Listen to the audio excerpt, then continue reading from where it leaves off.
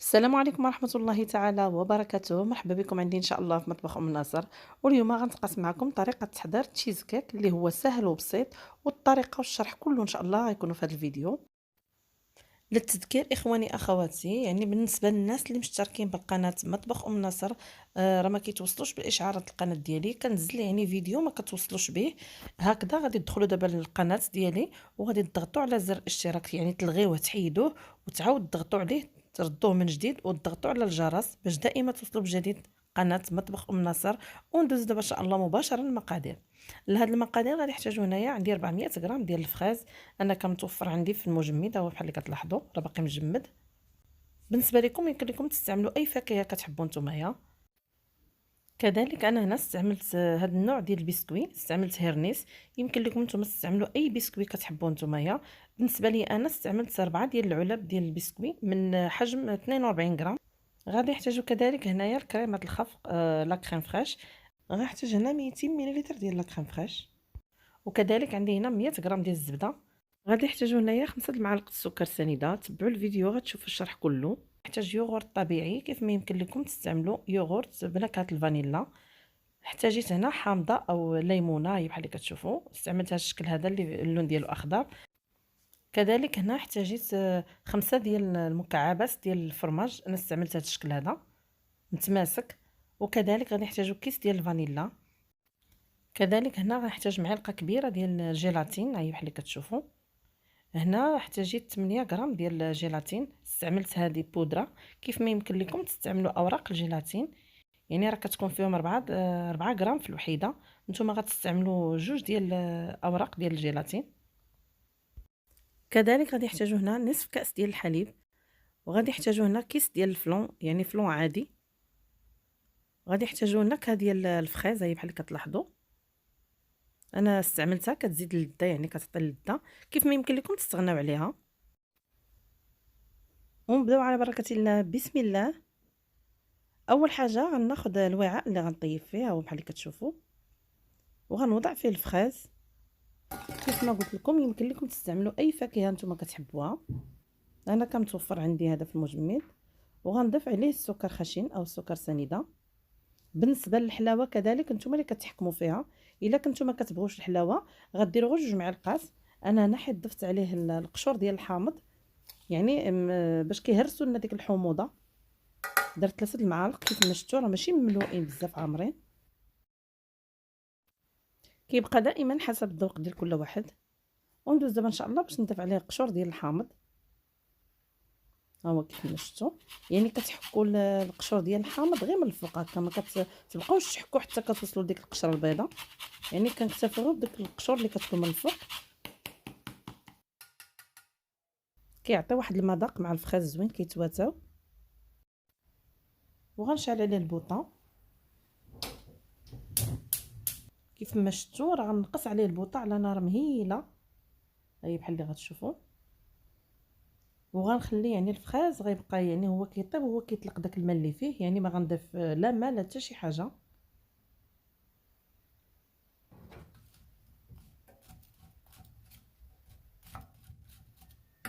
وفي هذه الاثناء هذه غادي نغطي عليه وغنبقى نراقبه مره حتى يطيب. وغناخذ واحد الوعاء اخر بحال اللي كتشوفوا، وغنوضع فيه الزبده. وغنشعل عليها البوطه وغنخليها حتى تذوب، ماشي حتى توصل لدرجه الغليان. وندوز دابا ان شاء الله وغادي نشوف الفخاز حتى هو كيف ما كتلاحظوا راه طلق الماء هو كيف ما كتشوفوا. وغنبقى نحركو مره. للتذكير اخواني اخواتي، انا هنا راه نسيت ما قلت لكمش بالنسبه لهذا الفخاز غادي نحتاج معاه واحد 10 غرام ديال الجيلاتين، هي بحال اللي كتشوفوا. ونغطي عليه. وغندوز دابا ان شاء الله الزبده من بعد ما كتذوب، هي كيف ما شفتوا، يعني ماشي كتوصل لدرجه الغليان، هنا كنكتفي. وغنبدا نطحن البسكويت في الخلاط الكهربائي. نتوما الا ما عندكمش الخلاط الكهربائي يمكن لكم تاخذوا واحد البلاستيك ديال المجمد وتوضعوا فيه هكا الهيرنيس وتبداو تسحقوه بالدلاك، يعني راه نفس النتيجه كنحصلوا عليها. وغنبدا نطحن هكا كيف ما كتلاحظوا البسكويت.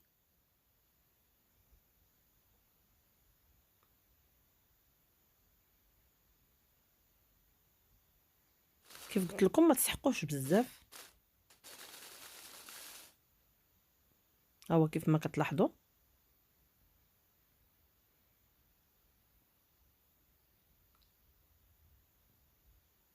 غنستمر انا في نفس العمليه حتى نطحن البسكوي ونرجع معكم.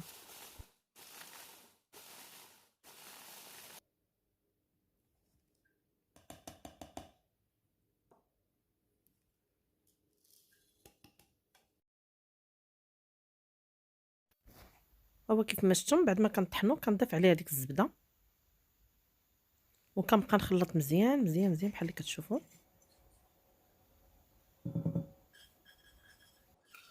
غنستمر انا هنايا بالخلط حتى يتشرب عندي داك البسكوي الزبده ونرجع معكم.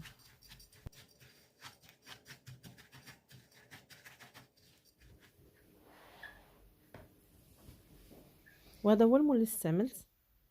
انا درت هذا الشكل على شكل قليب، نتوما يمكن لكم تستعملوا اي مول كيناسبكم او متوفر عندكم. غنوضع فيه البسكوي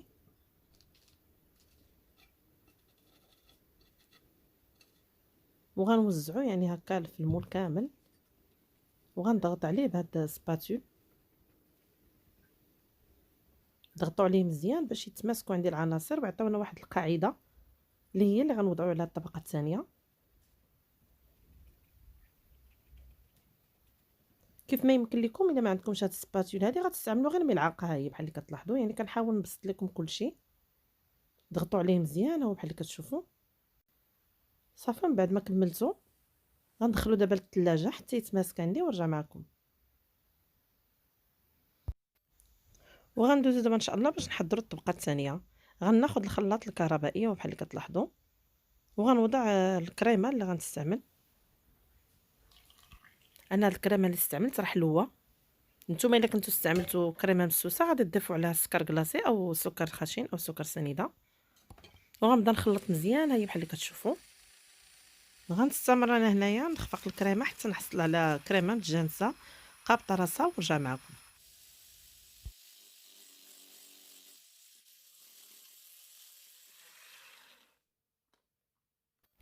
وكيف ما لاحظتوا مشاهدي الكرام هذا هو القوام اللي كنحصل عليه. وغندوز دابا باش نكملوا باقي الوصفه.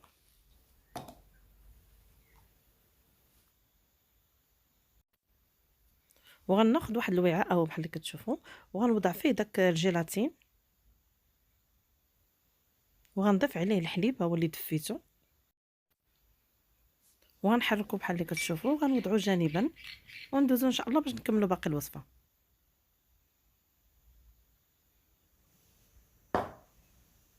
هنا غناخذ واحد الوعاء بحال اللي كتلاحظوا وكنوضع فيه الكريمه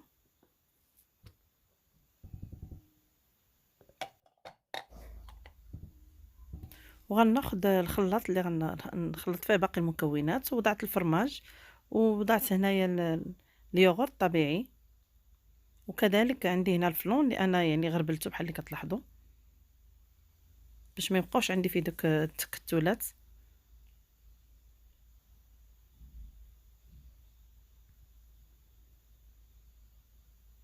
وضفت هنا الكيس ديال الفانيلا،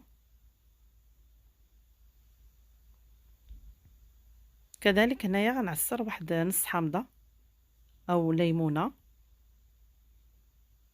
تعطينا واحد المذاق زوين.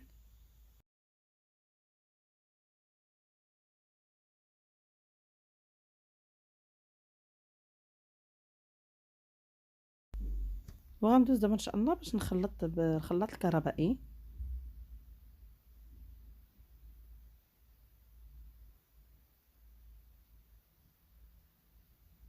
غنستمر في الخلط حتى ينسجموا عندي المكونات.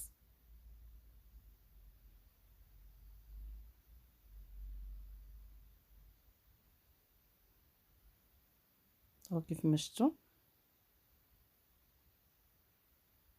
هاد المذاق ديالهم كيجي رائع. هنايا الحامض ضروري هنا نضيفوا السكر سنيده. بالنسبه للناس اللي ما كيبغوش الحلاوه ممكن تستغناو عليه. انا هنا غنضيف السكر خشن.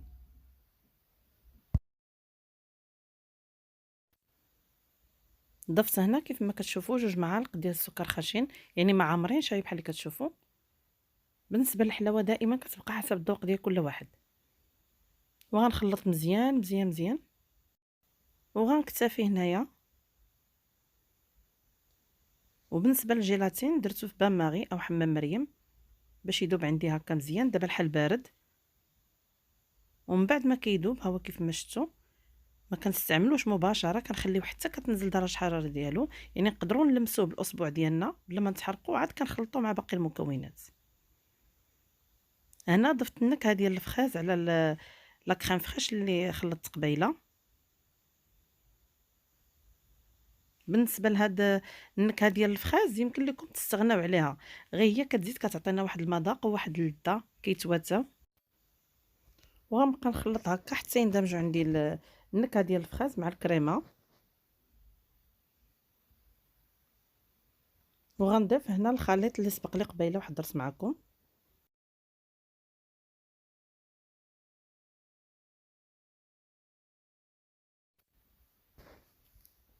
وغنبدا نخلط.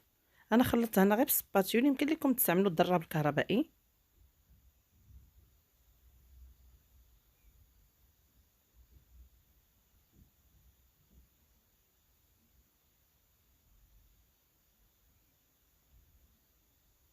ومن بعد ما كيندمجوا عندي المكونات وكتنزل درجه الحراره ديال الجيلاتين هاي بحال اللي شفتوا، ضفتها على باقي المكونات وغنستمر بالخلط هاي بحال اللي كتلاحظوا. ومن بعد ما يندمجوا عندي المكونات نرجع معكم باش نكملوا باقي الوصفه. ومن بعد ما تماسكات عندي الطبقه الاولى ديال البسكوي، غنضيف عليها الطبقه الثانيه اللي حضرت معكم دابا.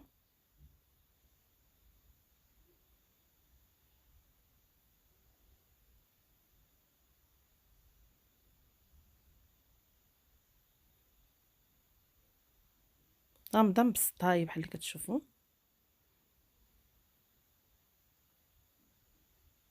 تقاسمت معكم دائما كنقول لكم في هذا الفيديو مرحله بمرحله، يعني باش تطبقوا الوصفه وتنجح لكم. وغنستمر انا هنا نبسط الطبقه الثانيه. يعني حاولوا توزعوا الجوانب، يمكن لكم تستعنوا بملعقه الا ما عندكمش هاد السباتول صغيره بحال هكا.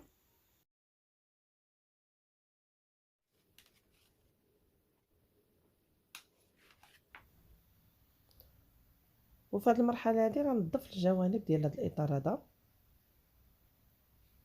هي بحال اللي كتلاحظوا. من بعد ما نضفتهم غندخلها للثلاجه حتى تماسك عندي الطبقه الثانيه، ونرجع معكم باش نكملوا الطبقه الثالثه. وغندوزو ان شاء الله باش نحضروا الطبقه الثالثه. غادي نحتاجو هنا 10 غرام ديال الجيلاتين، غادي نحتاج 4 كاس ديال الماء. غادي نوضع الجيلاتين وغنضيف عليهم الماء.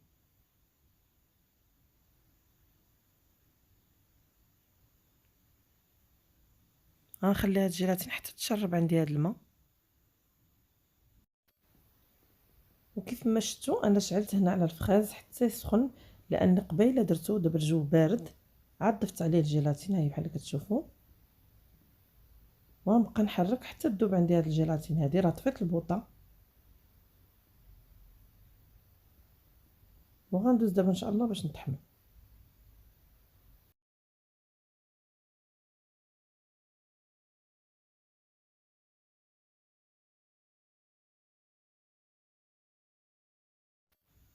من بعد ما طحنتو مزيان هاي بحال اللي شفتوا، غندوز دابا باش نصفيه.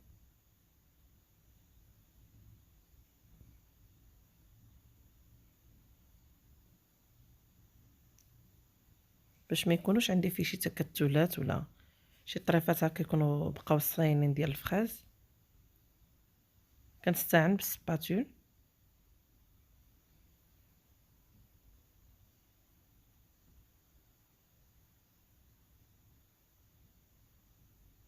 هو كيف ما شفتوا هنا من بعد ما صفيتو غنضيف هنايا النكهه ديال الفخاز.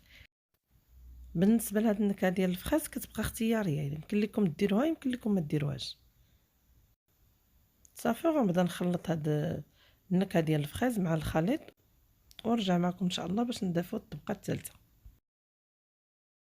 ها هو كيف ما كتلاحظوا مشاهدي الكرام، من بعد ما خلطت مزيان هذاك النكهه ديال الفخاز، غندوز دابا ان شاء الله باش نضيف الطبقه الثالثه.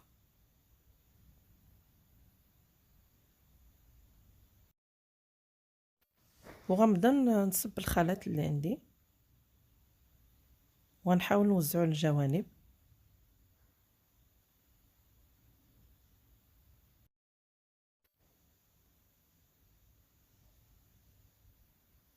ومن بعد ما كملتها غندخلها للثلاجه حتى تتماسك ونرجع نكمل معكم. هيا كيف ما كتلاحظوا كنلمسها بالاصبع ديالي، يعني هنا راه تماسكات عندي الطبقه الثالثه. وغنزولها دابا من الاطار، وكيف ما شفتوا انا كنستعمل بالسباتول، كنضغط على الجوانب غير بشويه، يعني كنحاول نفصل على الاطار على الطرطه صافي. من بعد ما كتنفصل عندي كنكمل بالسكين، ها هو بحال اللي كتشوفوا بسهوله.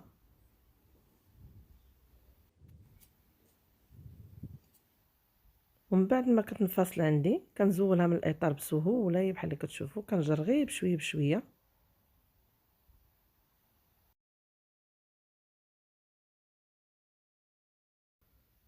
ورجع معكم ان شاء الله في الشكل النهائي في طبق التقديم. وبهذا مشاهدي الكرام كنكونوا هنا الوصفه ديال اليوم، وكان هذا هو الشكل النهائي ديال الوصفه اللي حضرت معكم اليوم. انا زينتها بهاد الحلويات كانت متوفره عندي، زينتها بها. ما تنساوش تضغطوا على زر الاعجاب الا عجبتكم الوصفه، وانا غنقطع لكم واحد الطريف منها باش تشوفوها كيفاش كتجي من الداخل. الصراحه كتجي رائعه، وحتى الطبقه يعني اللي درت في الاول كتجي متماسكه ما كتفتتش. نتمنى من الله الاثنين الاعجاب ديالكم هاد الوصفه هذه وتطبقوها في البيوت ديالكم. وما تنساوش تخليو لي تعليقات اسفل الفيديو كالعاده، وما تنساوش تضغطوا على زر الاعجاب اذا عجبتكم الوصفه. الى اللقاء، الى حلقه مقبله ان شاء الله. السلام عليكم.